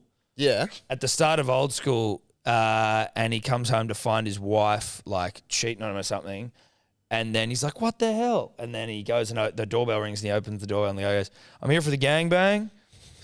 I think that's Todd Phillips. If you can just Google Todd Phillips, please. Is that Todd Phillips? Yeah. He directed and wrote and produced Old School. There you go. That wouldn't surprise me then. So he's put himself in. Just as his little like bit. Fuck, he hasn't got a bad CV, does he? Oh, dude, it's legit. Yeah, his credit is listed on Old School as Gangbang Guy. There you go. There you go. Yeah. Shout out to the gangbang Shout out to the guy, gangbang Todd guy. Phillips. Love that. He also did War Dogs. He produced that. War Dogs and Produced it or directed it? Produced. What's he directed? All the Hangovers, the Joker. Yeah. Oh, sorry. He did direct Joker's War Dogs as well. Did all the Hangovers, Due Date, Starsky and Hutch. That was a good movie. I like Starsky and Hutch. He did a documentary about G.G. Allen. That was his first film. That's interesting. Don't know who that is. G.G. Allen. He was that old like shock punk rocker who used to throw shit around on stage and then like killed himself on stage. Huge. Weird stuff. Jesus Christ. And the Joker. And the he's Joker. doing Joker 2. He is doing Joker 2, yep. I'll get the fuck around the Joker 2. I didn't get through the most recent Batman. Not because I didn't like it, but I was like, I'll come back to this, and I never did. Robert Pattinson. Yeah. It was cool. Like, it seemed cool. Zoe Kravitz. Hot. Is that Lenny Lenny's Kravitz? daughter. Yeah. Yeah. She's gorgeous. Shout out to Lenny. Shout out to Lenny. American woman. Have you noticed in the Batman films, just like over the last 2 decades or whatever, they just get darker and more brooding and like more just like, There'll be like some punk, was it pop art sort of like Renaissance though? It'll be like some zam, blam. You know well, yeah, It'll that's be like the some real 60s and stylized like, like 80s Sin versions. City? Well, no, but sort of. But I'm just no. Sin Sin City's City. dark. It's like comic book dark though. I more mean like there'll be some sort of all the Batmans have got really dark and etched and intense. I'm like, when will like a bit more? Sin fucking, City was like, what the fuck is this? Like, I wonder if there'll ever be a bit of like a funny Batman. Well, that's what the earlier ones were with like Adam West. And it was all very camp as well. Like they would do these dances and, you know, it would be like they punch him. Wow. Yeah. and all that Hey, stuff. you know what? Val Kilmer's one was pretty good. Batman Forever. That was the first. Val Kilmer was my first Batman. And I liked him. And I think Nicole Kidman was in it and Jim Carrey. Like, that was my Batman. Maybe Tommy Lee Jones? Two-Face? Anyway, I'm showing my age. But I wouldn't mind seeing Batman go a bit of a fucking Taika Waititi angle and be a bit funny. Yep. Like the Hulk. She-Hulk? Not Hulk. Fucking Thor. Thor. Thor. Yep. Well, I think Taika's probably like tied into Marvel. So I there's nothing- I doubt Taika's going to go fucking. Who knows though? The Rock though, just so everyone knows, Black Adam, he's stitched up a deal between the movie he's probably producing himself and the energy drink he owns, and they're doing limited Black Adam Zoa energy drinks. Doesn't stop working, does he? At what point do you need What to? did he sell his tequila for? Was it 6-ish? Was it 6 billion? How much did he own of that? 6 billion. Over $3 billion. What the fuck? Hold on. Yeah, 3 billion, yeah. He sold the tequila. Oh, okay, hang on. No, this was posted before he sold it, but it said expected to sell for over $3 billion in 2022. Yeah. The fucking Terramana. Yeah. What? Yeah. Not each bottle, Tom. I thought it was. I'm just thinking of like Conor what- McGregor's Proper 12 going for 600 million or Yeah, whatever. it was way bigger than that. Dude, apparently Casamigos only worth $1 billion. It was yeah, but that's what George got that years ago though. 3 billion. So what is he now a billionaire? Yeah. It said before this he was estimated to be worth about 800 million. Now what's he worth? Well, you add 3 billion to that. Well, he wouldn't own the whole thing. No, yeah. But he only needs another 200 to get over. 334 million followers on Instagram he's got. And his, you know what it is? Dwayne Johnson. And then it's like, you know, like what he is. It's just founder. Well, he does found shit. He does. Can I just read this? Cool partnership alert. Zoa Energy times Black Adam. For the first time ever, DC Comics has partnered with an energy drink. Black Adam is the most disruptive force in the DC universe, just as Zoa Energy is the most disruptive force in the energy drink market, becoming the fastest growing energy brand in the game. Limited Zoa Black Adam collectors cans available next month. Collectors? Could you imagine collecting fucking energy drink cans? Stay tuned. Thanks everyone for loving your Zoe. No jitters, just results. DJ, founder. We get it, bro. You're a founder. He's fucking busy, that cunt. How much money is too much money? And I don't mean that, like, obviously fucking not knocking anyone, but, like, I just more mean I think he enjoys conceptually, once you make fucking all that money, I'm like, what point do you just go, fuck it? Like, I still want to do shit, but, like, I don't need to do more and more and more and more shit. But I think that's what drives him. That's the shit that gets him going. He's doing that more shit. Like, he doesn't need to do Zoa limited edition cans, but he can. Why wouldn't he? Why wouldn't you? Yeah. Why the fuck wouldn't you do limited dish? I'm starting to Zoa love cans? DJ, the founder, because he's a Magoo guy and he gets on, he's a big day. Well, he's a founder. But he's a founder. He's a founder. Are we founders? We're founders. So there's a bit of synergy there. There's between heaps DJ of and us. synergy. Like, I reckon if we walk past each other in the street, there'd be a nod. Founder. Bro, I got a nod when we were running. I know. You pointed it out. And he was a runner, but I assume he doesn't know me from the running community. I would. Like, never run can I further than hazard a 15Ks. guess though? Given that you were running with your wallet, your phone, a water bowl, and a jumper, and your keys, I don't know if you got a running nod. No. I rocked up to the running because I thought we were doing a different type of training. Yep. I thought we were just doing like some circuit training, but I was incorrect, and so I came with way too much shit. And that is the nature of the game. So yeah, I don't think I got a running wave. Anyway, should we move on? There's a bit more sport to cover. Yeah, there is. Bit of Biff on the weekend, mate. Few Biffs. Few Biffs. Did you watch any of the Biffs? I've watched replays of the Biffs because I was at the lunch. I watched both. I watched the Anthony Joshua Usyk fight. That was nice and early. Did you get up for that, mate? I mean, I was fucking waiting for it. I'd been awake for a while. 7:30, 40 was the fight. Good fight. Good fight, it was fine. Usyk definitely won, but Joshua had a couple of good moments. He looked pissed off after the fight. Yeah, can you get the video up? That's what I was going to say, because it was like his speech afterwards was fucking weird, but apparently like threw belts out of the ring and shit. It was a weird split decision. Was weird because one judge had it for fucking Anthony. I was like, nah. No, the commentator's like, I don't know about that. Again, had some good moments, but it was like Usyk, a fucking Ukrainian beacon of hope fame, was getting into his work. I will say, if I could sort of wish for anything, it would just have been to materialize in the ring and just shave off fucking Usyk's hair. It just was driving me wild. Getting under your skin. I don't get it. I don't know. It's like, and not that I have to get it. I don't think I'd be going to a Fox Sports or something, Dave, unless have you got it?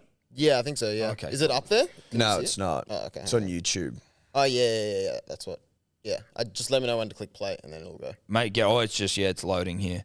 The hair was, I don't know if it's because he's going bald holding onto it, and it's just like a tiny little. So that's just emotion. Yep. Wait, I'm talking. Okay. Sorry. Okay. Sorry, guys. Look, if you knew my story, you would understand the passion. I ain't no amateur boxer from 5 years old that was an elite prospect from a youth, bro. I was going to jail. I see some hype little youths in Reading jail. I got bail and I started training my ass off. Because if I got So this is sentenced, after he's lost I and he's wouldn't be taking the able to fight. mic off the I champion. bust my case. But cousin Benga, where's he at? G14, raise your hand. I'm stealing this Usyk, sorry. But it's because the I find AJ to be a bit of a big day. Yeah. I'm telling you, this guy to beat me tonight, maybe I could have done better. But it shows the levels of hard work he must have put in. So please give him a round of applause as our heavyweight champion of the world. Woo! I'm not a 12-round fighter. Look at me. I'm a new breed of heavyweights. All them heavyweights, Mike Tyson, Sonny Liston, Jack Dempsey. Oh, yeah, you don't throw combinations like Rocky Marciano. Because I ain't 14 stone, that's why. I'm 18 stone, I'm heavy. It's hard work. This guy here is a phenomenal talent. What the We're gonna fuck change is him 3 this? times. Well, how many belts you got now, bro? 5. Hip, hip. Usyk's just like, get me the fuck out of here, dude. Hip, hip. Hip, hip. That's the Hip, hip. And as I said, I was studying. that's the face of a man who's like, Ukraine, this is a and all lot. the champions that have come from your amazing country, but I've never been there. But at the same time, what's happening there is Look I don't at know him. What's happening, but it's not nice at the end of the day. I've seen it with Lomachenko in his second fight against Orlando. There was unrest in Ukraine. This is like when you have someone who's like they like you when you're so like successful and rich and like you just lose Civil unrest. perspective on how to behave. Under them circumstances, he managed to become champion. And not everyone goes like this, but No, but certain people do. certain people do. Champ. And now he's like And I just want to say, fucking running like cheers and shit for him. Yeah. What No, the can you fuck? try and find... So that's essentially, that was it. But like apparently I read that... That is truly bizarre. It's embarrassing. But that he threw like some of the belts out of the ring. Can you just check that? Yeah. Like that was fucking weird. That was fucking weird. I'm sorry, AJ, but that was really, really odd stuff, dude. And Usyk looks like a bug. I'm not going to... That's in no disrespect. But Like Bug's Life? something like a Bug's Life bug, but he certainly looks like a bug. What the fuck is he... AJ was a lot better, but Usyk was better too. He's angry here, Anthony Joshua. Wenger just trying to calm him down. Derek Chisora in there as well, not quite sure what's going on, but he's left the ring, AJ. He was annoyed about something, but it seems so respectful afterwards.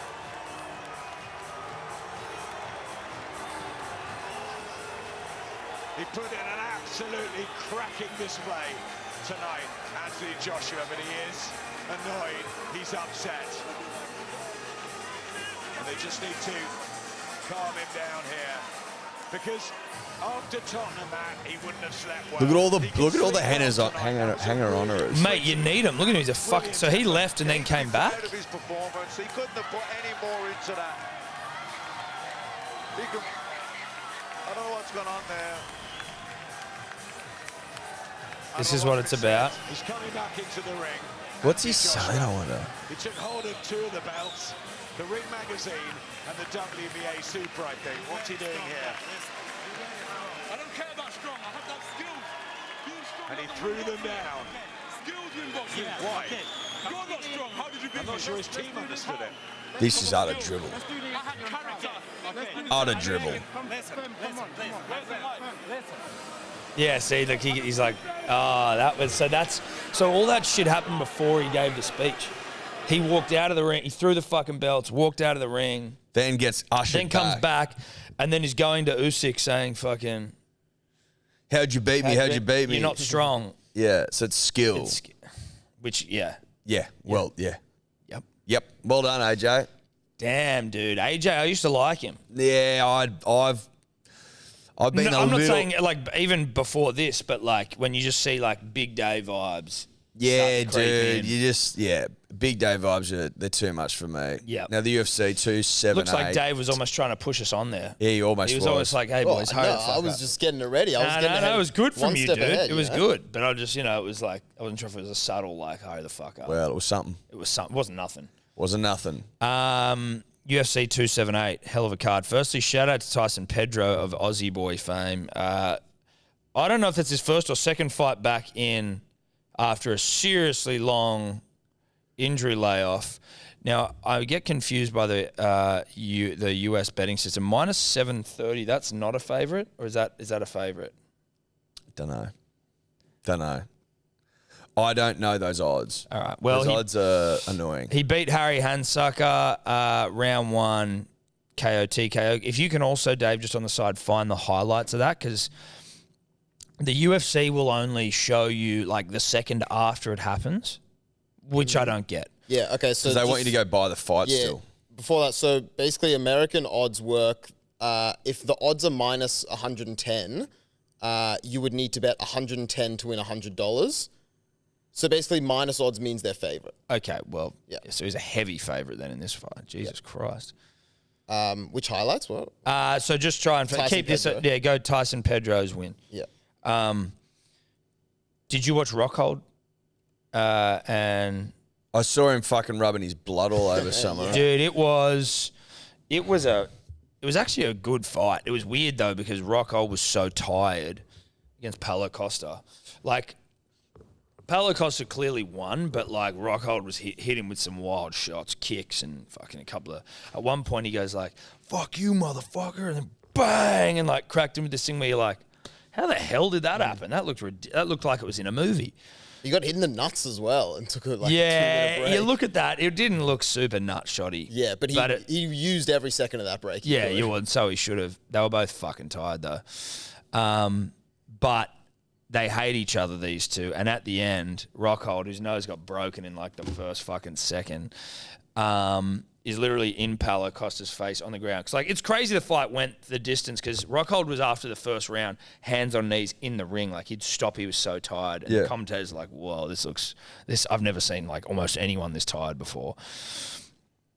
The fact that it got to the final round and then Paulo Costa was on top of him and then the last 20 seconds, Rockhold's managed to roll him over and get on top of him in a fight he's clearly lost, but just presses his face into Paulo's face and the blood just starts pissing out all over him, all over. I was like, this is the most disgusting fucking savage thing I've ever seen in my life. Like that is incredibly savage to do that. Savage. To rub your blood all over someone. But not just rub it, but press your face against it so that more blood squirts out. Yeah. Make a real show of it. Yeah, dude, it was brutal. And then he retired after the fight. You got to be a certain motherfucker to be inclined to behave that way. Yeah. You know? To go out of your way to rub blood onto someone's face is some sort of like macho showmanship. Wild, aggressive. Anyway, whatever. That's when you see that, if it makes you uncomfortable when you see that, you know that you're not made of the right stuff. Well, to be in that industry. Yes. Yeah. Which is us. Yeah. All right, just... Yeah, the Pedro highlights.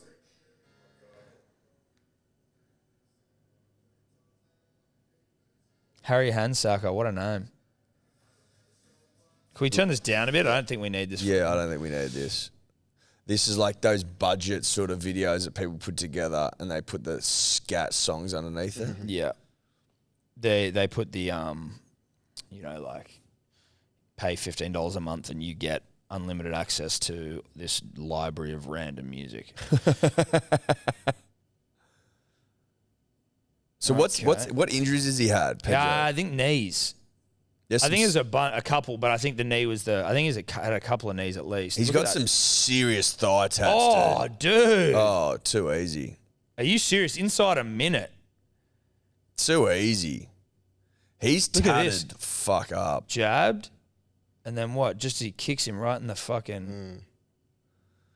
Bang. Uppercut. It was just precision shots, like both. Oh, he fucked that handsucker guy. Just got dude. fucking What was pumped. handsucker doing in there, dude? No wonder Tyson was such a favourite. That was seriously fucking one-sided stuff.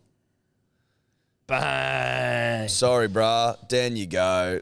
Out you get. That's all thigh tat right there. Oh, cuz. Have you heard the way they do those tats? The way that they actually do those, because they're traditional, I'm not sure if it's Samoa or Tongan, but I believe it's one of those. It could be Maori, forgive me. But the way they traditionally do those tattoos sounds like the most painful thing in the world. How do they do it? Like with fucking can you just check that? I think it's like with wood or some shit. But I remember either Tyson or Tuivasa talking about how it's done. And it's like, they were like, bro, it is fucking, it's like a rite of passage in their community because it's so fucking painful. Like to be a man. So it says Polynesian tattoo artists use a manual technique with a tattooing comb or handmade needle. The comb or needle, often made with shark's teeth, is then tapped onto the skin to deposit the ink. Right. Painful. There's that gecko. That stupid gecko. But the main event of this, punters and dribblers, you'd argue if the last minute victory didn't happen, you would have gone, it was a bit of a snoozer, the main fight. Now, I could be wrong there. Snoozer, mate. It wasn't that interesting, but Kamaru, after Leon Edwards was obviously, if you don't know your MMA, then fucking tough titties. But Leon Edwards is on like a 10-fight win streak. Kamaru Usman was going to equal Anderson Silva's all-time win streak record, I think, in the UFC. And in the first round, Edwards looked good. He won that round. Took Usman down for the first time in his career. And then the rest of the fight was just Usman. And you're like, okay. And Usman's just sort of a wrestler, grappler. He can punch his dick off, but like it wasn't going that way.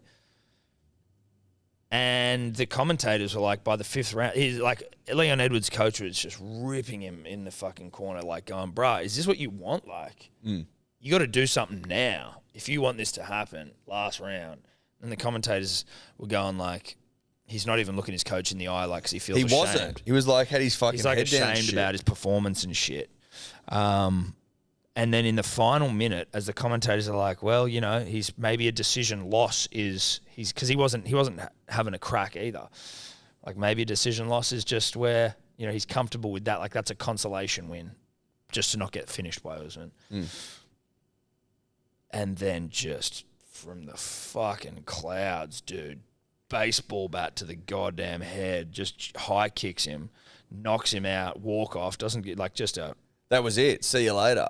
Ref comes in, all over. The fact that happens is why MMA is so unpredictable. But why it's so good. Yes. Like why it's so good, because it's just like that is. You can get caught. But like it's getting caught, but it's not getting caught in like a. Like they replayed the fuck out of it. Rogan was basically coming in his pants the whole time. But like it was not just it wasn't like a court where it's like Francis Ngannou will just go and swing bombs and catch someone and like all he's got to do is touch you. So it was like the way they were talking about it was the setup. So it was like put his right hand out there, then like the left hand, and they were showing how like there was nothing actually on those punches. And then it was all just to mask that this fucking left kick was coming up as Usman ducked away. And it was like if you're watching on YouTube, but the top of your foot and the shin just straight to the face. Like it was perfect. And I wasn't able to watch it all day because I was busy. So I was like fucking microdosing bits of the fight throughout the whole day when I had like a second. I'd be like, oh, okay, I watched maybe like a round or something, and then it's all right, back in. And I was in the kitchen with the fam, and I have it in my headphones, and I'm watching it, and I'm holding Zoe. And again, thinking this fight's just fucking whatever, it's done. And then just, and I'm like, oh. Steph's like, what is it? And I'm like, oh my God. It's like, what is it? I'm like, it's fine, don't worry, everything good. And Zoe's like, wait, what the fuck? He was like, Daddy. I'm like, holy fuck. He's like, what is it? I'm like, I don't know that it's going to make a difference to how you're feeling right now. You're not going to get it. I'm like, we've got to do fucking more UFC companions. Yeah, we haven't done one for a while. We haven't done one for ages. I can't even remember the last one we did. Volkanovski. Yes, that was fun. Denon came in. Jen against the Korean Zombie. Yeah. Dude, we should do one for Nate Hamza. This was basically empty. Yeah, it was. 189 strikes to Usman to 64 to Leon Edwards. Like, it was 5 takedowns. Not close in those statistics. No. Tom, I think you were pretty right in your assumption of the fight before that it was a bit of a snoozer, because I literally fell asleep during the fight at my mate's house and was shocked awake by everyone screaming in the last round. Oh, really? And I'm like, fuck, what happened? Dude, of course you fucking... Of course you fell asleep. Why'd you fall asleep? I was tired. Why do you think I fell asleep? Big Saturday night, a few Hong Kongs in the morning, you know, lying on a comfy couch. Yes, fuck yeah. Seen some good fights, and then... Just not a care in the world. No. Not a care in the world. Not a care in the world. Couple just fucking feet up. Billy's on route. Dog's probably in Canberra again. Well, the dog's been dropped down south. Not a care in the world. They're going to do the rematch, they say, because it will be an instant rematch unless, like, Kamaru can't. At Wembley or some shit. Really? That'd be fucking gnarly. I'd like that. But I think Kamaru wins it if they have a rematch. Yeah. Like, I just think that it wasn't a lucky kick. He fucking flatlined him, but it's just like... Well, he'll prepare for that next time, you would imagine. And he'll probably just wrestle the fuck out of him the whole time. Yep. Yeah. Anyway. Hello, Da Vinci Code dribbler, alive and well. Shout out to Edward Simpson, who thought he killed me. Tom and Eddie drove my limp body down to Wollongong in a refrigerated van and left my ass in a catacomb by the beach at Wynn Stadium. I was broken out by Alan Tung wearing an Indiana Jones hat. He lowered me onto a Medicare with Buzz on the back in a nurse's outfit. He started making out with me gently, and I didn't fight him off because I thought it was mouth to mouth. He kept biting my earlobe centrally and whispering hot takes into my ear. I just want you to know that I've figured out the meaning of Manly 13 plus. The 1 is an I. The 3 is the latter half of a heart emoji, as in a greater than symbol with the number 3. And the plus sign is a cross. It means I heart the cross. I know you're behind this goddamn conspiracy, and I swear to God you will front the match review committee by year end. I know that you spiked the Parramatta River with moonwater to turn the frickin' Eels gay. Danny Nutley, Brent Kite and I have formed an alliance to take you down. Manly, you're getting pumped week in, week out, and you are now on the back foot. You'll hear from us in October, you goons. Keep your Vatican tomfoolery and Eddie foolery out of the goddamn league. Tom and Eddie foolery is pretty... Nah, I liked it. I didn't hate that. I will say that the Da that Vinci Code dribbler's making a name for himself. I mean, you can't deny that. Not many get back-to-back fucking weeks, and it's hard to deny. I am concerned slightly that he might be he might have really lost the plot. Like, I don't want him to be someone who we fucking bump into in a dark alley when you walk into your car at night, sort of a thing, going, oh, it was all fun and games until I got fucking attacked by the Da Vinci Code dribbler who thinks I'm actually... He's not as sinister as the sleep dribbler, but... That's almost what makes me more nervous about it. But he's unpredictable, and I don't know what he's on about. No. Which makes me It's like nervous. more unnerving, right? Because I don't really know what the fuck he's talking about. He makes me feel uneasy. Yeah. But Not also scared, but uneasy. No, uneasy. The way he's breaking down everything as well, I'm like, how is someone's mind working like this who's like got a normal brain? He feels like he's got a broken brain, and that's how you think like that, is if your brain's broken. He doesn't think conventionally, that's for sure. No, he doesn't. He certainly doesn't write or read conventionally, No. assuming he's written that down. If that's just motor mouthing out of him, That's even scarier. that's fucking frightening. Surely he's written that down and is reading it. He would have to have. If he's motor mouthed that, then I'm fucking shocked. It did not sound like it was being read. If I'm just putting the ear test on it. You reckon that was motor mouthed? Felt it. Look, make your own decisions, but if you're playing Yeah. along at home, punters and dribblers. Scary nonetheless. Let's move on. Boys, you've got the pot point dribbler and the lonely night dribbler here of singing Cascada every time we touch fame. We went on a big trip to Newcastle to watch the Roosters fucking pound the Knights into the core of the earth. And really just watching the boys on a rise now, fucking pounding the Tigers 72-6. I wonder if the Tigers came with how hard the Roosters fucked them. Boys, I've got a question for the potty. No, seriously, sorry. Dave asked me a question. My favourite vape. I don't really vape. My favourite hangover food. Well, boys, it would be sashimi. I'm trying to find this fucking nostrous sashimi on fucking, or sushi or whatever, seafood or whatever, on Google. I can't find it, boys. You got to give me a bit more information. Where do I find this fucking nostrous sashimi? I want some. It sounds great. You've sold me the dream. Please let me know on the potty. Cheers, boys. Bye.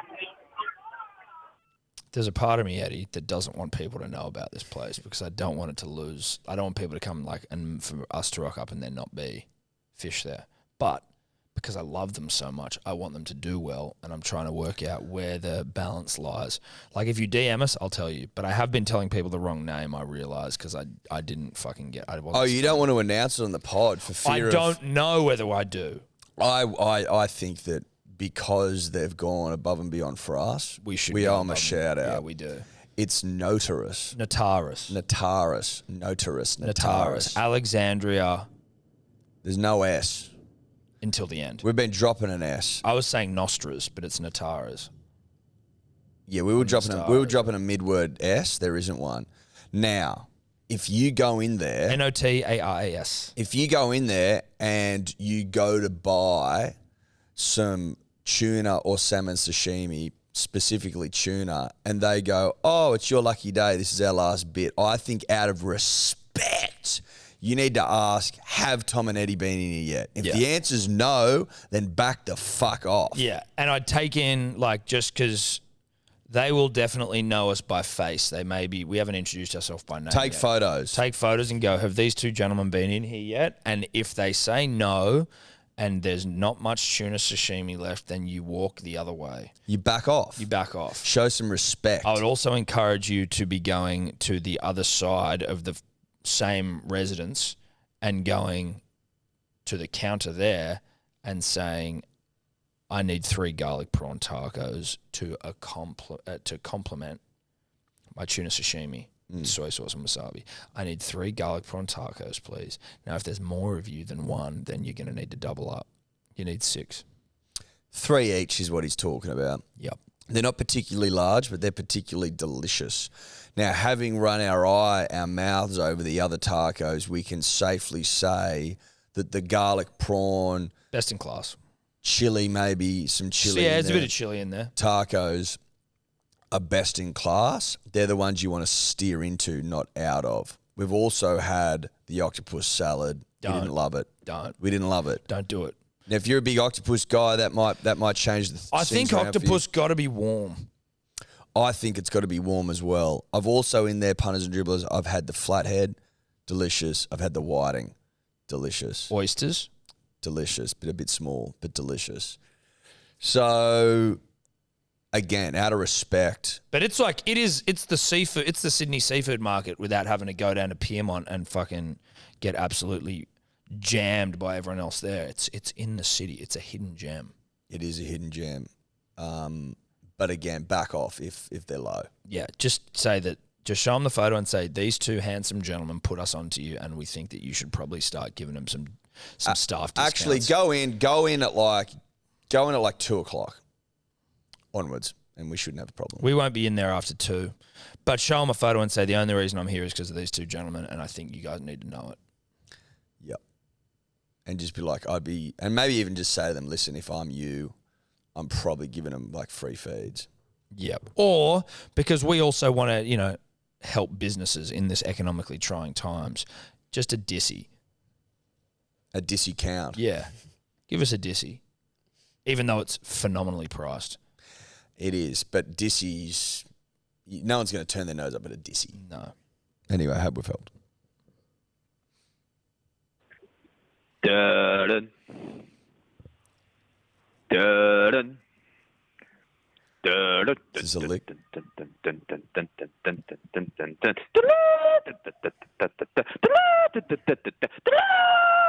Take your licks. Fuck fit Kieran Foran off to the Gold Coast. Goodbye. Steven Spielberg masterclass. Nico's hair's wet. Bye. Love you. Yeah, I mean, listen, I'm at a point a little bit here where I'm like lickers, sure, and I'll take them. You have to take your licks, but surely you must understand these licks don't mean much at this part of the season. You know what I mean? We don't care anymore. Last week was the last time I care about a lick. The Titans. They were licks that they were licks that stung. You stayed. They were licks that those. meant something. Yeah. The licks now don't mean a goddamn thing. No. Shout out to Marty Tapau of whinging about his fucking not getting past the ball fame. What a fucking idiot. Tom, Edward, Dior, Tobler. Hope you're all having a great weekend. Just on my way home from a very park-level game of rugby league up here in the Northern Territory. It's the Cut Onions Dribbler. Couple of things. First up, Mad Dragons broadcast bloke. Actually know him. He used to be a ref up here in the comp in Darwin. Of course he was. Donnie Bell. Absolute dribbler. I've seen all his videos. But a good bloke too. Secondly, just wondering whether you blokes have seen the Untold documentary, The Girlfriend Who Didn't Exist, about Manti Te'o in the NFL. Absolutely heartbreaking stuff. Would recommend it for a bounce out Sunday. Just careful, make sure there's no dust in the room, no one's cutting onions. Pretty teary stuff. Absolute must watch. Get around it, boys. Hope you're having a great weekend. Catfishing never. Manti Te'o forever. Have a good one, boys. Bro, I watched this the other day. It's fucking hectic. And shout out Braith and Astra in the background, one of the scenes. Do you watch the whole thing? Yeah. 2 episodes. Easy. I remember hearing the yarn when it happened because I think when it happened, it was like, I think the yarn was that he was in on it, but also that maybe he was a gay man trying to hide his sexuality with a fake girlfriend. But they go through this story of Manti Te'o. So he was a Hawaiian kid, fucking highly touted running back in the country, like in his high school days. Then was picked up, like, he was a sought-after college footballer, went to Notre Dame, and super religious, like really humble, like well-behaved kid, but religious as fuck. Dominated for Notre Dame, was like killing it, and then started like seeing some chick online for like 3 years. Never saw her though, which I know, like when you hear people who get catfished, you're like, it's hard to feel sympathy when you're like, you haven't seen this person. But the way that this thing went, so this chick was, well, this catfish person was fucking with him, just like on, off, on, off. You got to watch it, but basically his grandma dies, and on the same day his grandma dies, his girlfriend dies. The one he's never met. She dies. And then it's the start of his last year of college. He opts to not go to the NFL early and goes, I want to fucking play my final year of college for Notre Dame. And then it makes news, and his whole season is dedicated to his dead girlfriend, his dead grandma. And it's everyone in the country is talking about him. And he has one of the great seasons all time. Same year, Johnny Manziel wins the Heisman, but him and Johnny Manziel and one other guy, like the 3 finalists for the Heisman. And I don't want to ruin it anymore. It's fucking incredible, and it is heartbreaking. I don't know. I wasn't crying like this gentleman, and I cried everything. So, that puts into context, I think. But you feel fucking awful for this person. It is wild because he was the hero of, like, it was like this iconic, almost mystical story of this guy who's lost these 2 people and is fucking dominating. And then when it turns... She turns? She turns. And he's now only just speaking about it. He went to the NFL. He's played for fucking San Diego. He's played for like a few, but... Oh, he's gone to the NFL? Yeah, dude, he was fucking good. Like, it wasn't like he wasn't ever going to make... He was like... Watch it. It's on Netflix. I think it's called Untold. It's like their 30 for 30, I think they're trying to do. Untold. The girlfriend who didn't exist or some shit. I don't know. You'll find it. But... Hectic. It's just funny, like, the way the world works, like, some people, like, just the turn that your life can have. In bizarre. Well, so you haven't given away everything? No, dude. Like, the dribbler did anyway, but it's 100% worth watching because it's mind-blowing. I haven't given away some of the biggest parts of it. It's fucking mental.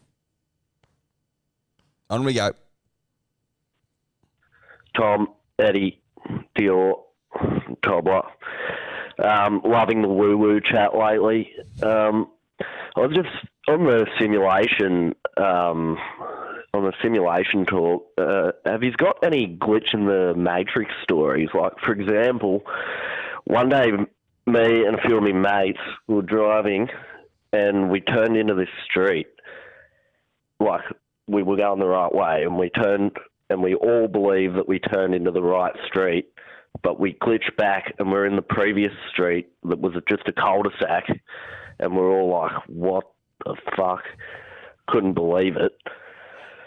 That's my first example. And then another one, was walking through the mall in our town one day and past this lady, and then we continued to walk in the same direction, and the lady went the other way, and we ended up walking past her again at the other side of the mall, and there was no possible way she could have got back there. So I just want to know if you've had any stories like this. Right, thanks. Be you soon. Dude, glitches in the Matrix is fucking funny. Yeah. Like, if you've got some, send them in. Send in your glitches in the Matrix. I wanted to put one to bed. I know a lot of people write about this where they're like, how the fuck can there be a bus, be like 2 seats either side, then like a runway in the middle, and it still be it appears on the road to be as wide as a car. It's not. If you look at it, buses are taking up most of the lane, whereas cars only take up. Who thinks a bus is as wide as a car? That's what people were putting in the fucking YouTube last week. Oh, were they? Yeah, yeah. And I've heard that one. I've read that one before. I've seen like on That is as I've seen a video of someone put that up, being like, "Explain to me how this is fucking legit." And I'm like, "Well, buses are wider." I've never once thought that was a like. But buses are wider. Of much course wider. they fucking are. It's a bus. Yeah. I didn't think that needed explaining. No, But it seems like it does. that is bonkers. Have you had any glitches? I definitely would have, but unfortunately, this gentleman's like thrust it upon me that like so now I'm sort of like Scrambling. Yeah, scrambling. I know in the Matrix they say deja vu is glitches, and I feel like I have that all the time. Well, everyone does. What I would say for one of them is like, and I don't know if this is a glitch or what, but when you have something like and it's right there with you and then you lose it and it's gone forever. And you're like, where? Where the fuck has that gone? Like one happened to Ella, like we always talk about it. She was wearing this fucking headband because there was a mosquito and and it was flying around and she wanted to put it over her eyes her ears because she couldn't fucking find the mosquito to kill it, but she wanted to go to sleep. And then woke up in the morning and the headband was gone and we searched high and low for it because she was like, I want that fucking headband. We never found it again. Gone. And it just went. Gone. I wonder if it's small items like that where like the Matrix sort of is like, well, you're probably not going to put it down to us, so don't worry. Like socks. Socks is the best one. Yeah. Because they don't they fuck off and they never come back. And the reality is I'm not taking socks anywhere where a sock can get lost. If the sock leaves the house with me, it's leaving on my foot. So there's just no way for you to escape my grasp unless the Matrix goes. I also thought, I was like, I've been losing socks because like I was living at the Dumbrells. I'm like, big, a lot more people, a lot more room for error. Same thing. Pato. Socks going missing all the time. I bought a couple of new pairs recently. So did gone. I bought new pairs and they are gone. I don't have a single fucking even pair anymore. I tried to make a point of getting a bunch. So I was like, all right, I'll get a few socks here, a few whites, few blacks, and I'm just going to have them. And then I can they're easy. Even if I get them mixed up, like, you know what I mean? Like I can just add 2 whites together, whatever. Gone. All gone. Tom, you might remember this from your Rockstar days, but guitar picks, the absolute same thing. Yeah, Tobler knows what I'm talking about. You drop one right at your feet and it just disappears. It's gone. Never to be seen again. See, it's fallen. They're going somewhere. I refuse to believe otherwise, to be honest. Yeah. That's got to be a glitch. Now, I don't know if it's simulation or Matrix. Is that the same thing? I don't know. Probably, maybe. Who knows? Who knows? Let's move on. Starving. Hey boys, this is Pommy Warriors Dribbler here. Just listening to the Monday episode, and I just want to point out the irony that this time last year, you were giving Canberra shit for Vicky saying they showed courage, and your whole thing about Manly is that they're brave. So, yeah, lads, congratulations on winning the Courage Cup this year. You've done your club proud. Yeah, take your licks, boys. All right, now that guy is as confused as they get. Firstly, Pommy Warriors Dribbler, so the man doesn't know what the fuck he doesn't know who he is. Secondly, I would draw his attention to the language used. Courage Cup, brave season. Now, firstly, bravery and courage not necessarily the same thing. Secondly, well, they're different because that's why there's different words. That's why they're different words, but the bravery shown by the mighty Manly Seagulls this year is in the face of adversity. The only adversity that the Raiders faced last year was that they weren't good. Not the same thing. No. Now, Ricky reckons that if you win Prams for showing courage, you win the Courage Cup. Yes. And that's why we gave the Raiders the Courage Cup. Yeah. However, courage is not bravery. Bravery is not courage.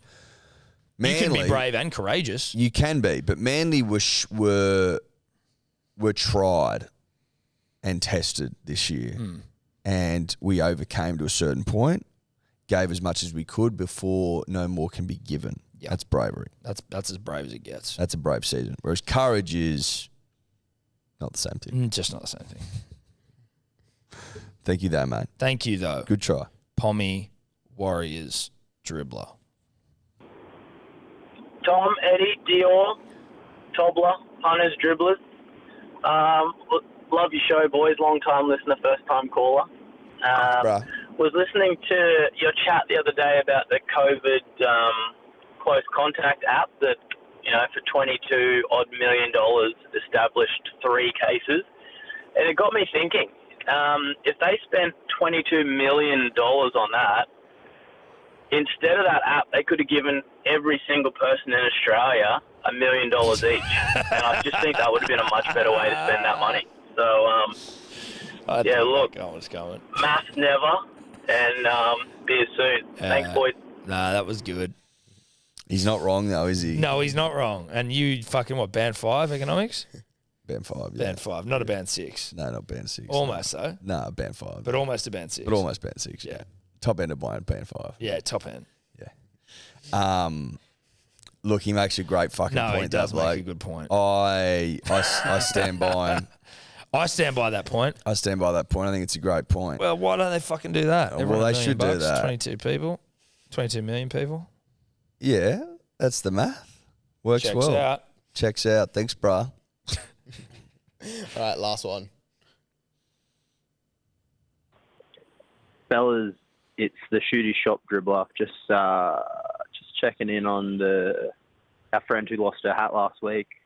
If the dribbler whose name starts with a B isn't going to collaborate, I'll throw my Hello Sport summer tan hat in the ring. Shoot my shot. You up, X? Also got a black P's and D's hat. Can share that one, borrow that one. Got a last dribble shirt you can borrow. Hit me up. Oh, this guy's throwing it all out there. I actually do have an update on this, and I am just going to try and find it. This would be a great time for the internet to shoot itself. I like that he shot his shot. I'd like to know how the dribbler in question would be able to get in contact with that bloke. Well, listen. So if that's Wooder. For those of you that don't remember, I'm just going to read the old Driblets message and then I'm going to read the update. Sweet. Hey guys, just thought I would shoot my shot. Me being the dump cat that I am, gave my Hello Sport podcast hat to a male individual that didn't quite deserve it. Of course, when he says he'll message me when he's ready, and it's been over a month, and all I met with is radio silence, I'm wondering if maybe getting it discussed on the podcast might drop the hint that I want my hat back, or if you guys have a spare one, gathering dust, blah, blah, blah. I know I'm dumb trusting such an inferior male. Anyway, happy podcasting, punting, pumping, Panani. Love you. Name redacted. Now, the gentleman whose name did start with a B got back to us. Boys, dribbler whose name starts with a B here. First things first, the hat was indeed a romantic gift, and at the time of receiving it, I was quite reluctant to accept it from the dribblet whose name starts with an N. I don't need to bore you both with the minutiae of my romantic life, but I definitely didn't deserve the summer tan hat, as I had maybe not done as right by this dribblet in the past as I should have. I have every intention of giving the hat back, but was initially unsure of how to go about doing this, as you never know how fiery Queenslanders are going to react in situations like these. Now that I know she clearly wants the sweet summer tan back, I have every intent on returning it, but would really like to do something right by the dribblet whose name starts with an N, and open to suggestions. Could I pay for the summer tan to be sent to you boys to be signed to this dribblet? Blah, blah, blah, blah, blah, blah. I think... Or have D or Dave jump out of a cake. That's probably the one that I will do. Also, he did initially say, prefer if you don't read it out. And I said, bro. Have to. We got to read it out. Have to read it out. Name's redacted. Name's redacted. So, that's where we sit. So, basically, what have we got to come up with some sort of romantic gesture? Well... Is that what's being called upon? I'm open to throwing this out to the community and what this gentleman should do to try and obviously get the hat back, but how he can maybe atone for, not being a stand-up guy, which is what we expect for all men And women who listen to this show and the way they interact with one another is to be a stand-up guy. We can't always do that, and sometimes we make mistakes, but if you can apologise. So we're looking for atonement for past mistakes. Yep. And how does one do that? Not atonement with Keira Knightley and that other guy, the film, but atonement in the dribbler community. That's right. That's exactly right. Yep. We'll leave that with the community. Send us your ideas. And now that we know that B has N's hat, B can give it back to N. That's right. Reach out to her directly. Seems like she was trying to get in touch with you about the fucking hat, dude. Yeah, it seems like that. I don't know how to broach it. Well, just go. Maybe reply to her messages. Yeah, that'd be a nice start. Okay. You fucking mug. Maybe not a mug. Don't be a mug, bro. Is that us? Oh, fuck yeah. Yeah. Oh, fuck yeah. Fish bowl's ready. Ciao. Could you two just not talk anymore?